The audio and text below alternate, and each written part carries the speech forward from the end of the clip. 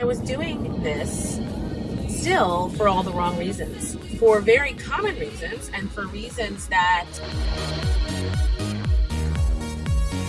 hello, happy 2019. Oh my goodness. I am so excited for this year. I can't even tell you guys how excited I am. And so much has already happened. I am back in the habit of doing my weekly videos for y'all. So as I mentioned in my little brief video before we moved, I am going to focus on language this year. That is going to be the theme of these weekly vlogs, is watching your language. Watch your language.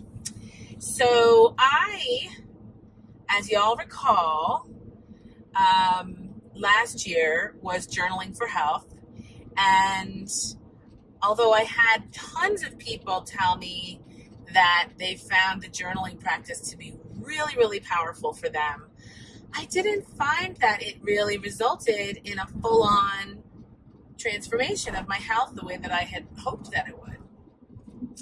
And I realized towards the end of the year, and if you're watching my YouTube series, The Making of a MomStar, you'll see in the last episode, I realized it's because my language around this stuff was still really janky. Like, you know, when you hear somebody talking, you can sometimes hear that what they want for themselves is different than what they believe they will have. And also that the story that they're telling for themselves doesn't really match the story that they want to be telling. And sometimes it's because there's fear or there's limiting beliefs, or sometimes it's just because there's still a gap between where they are and where they want to be, which is how it is for me.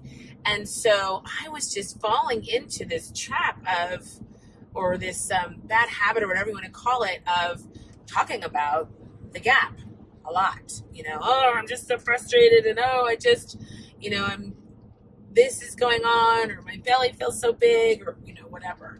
And I find, especially, well, I'm not even going to say that. I find that in any area of your life, you can line up your language to match the story that you want to be telling. And as soon as you do that, you start to accelerate the manifestation of that thing.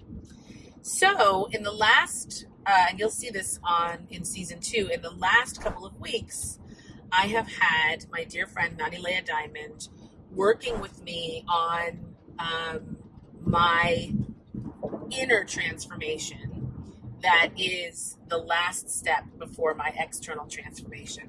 The main sort of, in short, thing that came up for me is that I was doing this still for all the wrong reasons, for very common reasons, and for reasons that a lot of people do it, but still for me, not really the right motivation. So I'll tell you what I was doing it for. I was doing it because I really didn't want to feel uncomfortable in my skin.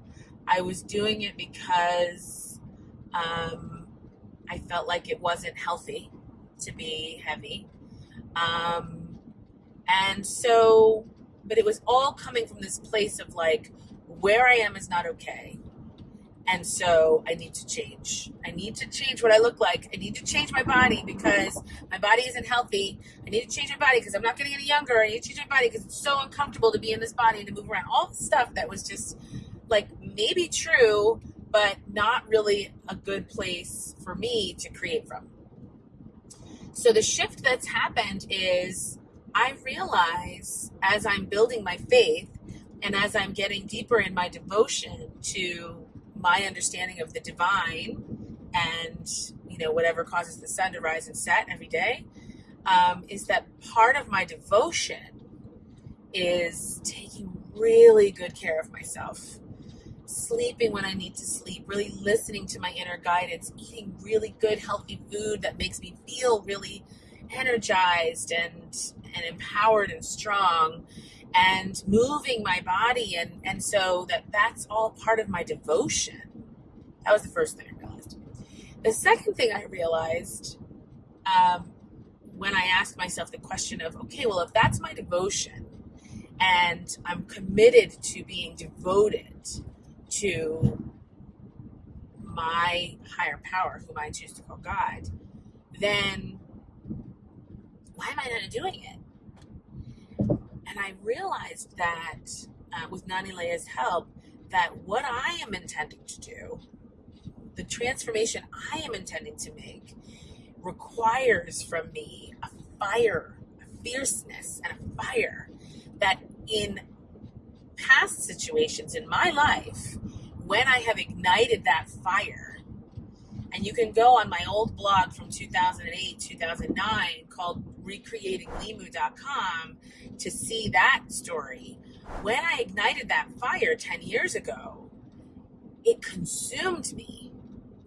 I was at the gym 2.5 hours a day and running in the morning in addition to that. And I was unflinching with my, the way that I ate. And, I was consumed.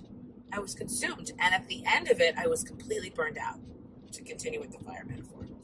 And so what I realize is I still need to ignite the fire, and I need to have it burn in a way that feels good and feels exciting and invigorating without being all-consuming. So that's what I'm working on. I have a wonderful plan that I've developed, and if anybody is interested in seeing it, I'd be happy to share it with you. But I have a wonderful plan for the whole year that I'll be following that incorporates all of our vacation, our planned vacations and everything else, my birthday, etc. And I'm just going to follow it. This plan will not only get me to my goal of running the half marathon in November, but it will get me to my goal weight, my goal body, and everything else by the end of this year. So I'm excited. I'm so excited for these weekly vlogs and for season 2 and all these opportunities for me to show you what it looks like to create a new body and a new relationship with food and a new level of health from this position of claiming it fiercely as opposed to